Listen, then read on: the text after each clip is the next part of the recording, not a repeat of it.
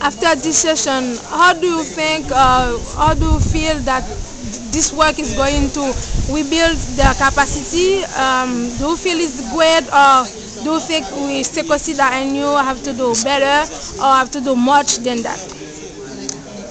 I think that Haitian journalists, like journalists everywhere, need some special tools for reporting on people who have suffered terrible loss.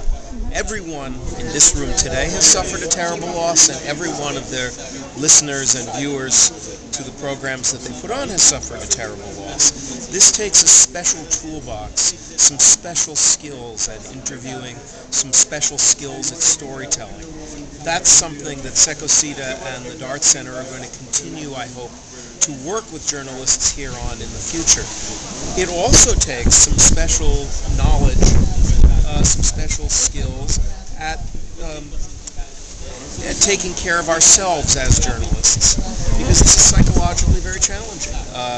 Journalists are looking at the most difficult parts of this story as they have ever since January, and so we learn a lot from psychologists about how to take care of ourselves. I hope that's an area where Secosita and the Dart Center will continue to work. This was really just a first conversation today. There are very talented journalists in this room who I hope we can work with in the future to build their capacity, because I believe that good journalism and well-trained journalists and trauma-aware journalists are going to be essential as Haiti rebuilds after the earthquake of January 12th. Journalists are more important than politicians, more important than bankers.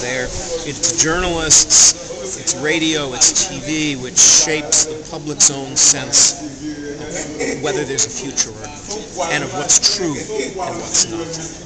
As the journalists in this room are very dedicated to separating out rumor from truth, and are very dedicated to helping people with the kind of messages that will enable them to understand, kind of stories that will enable them to understand what has happened to them and what is going to happen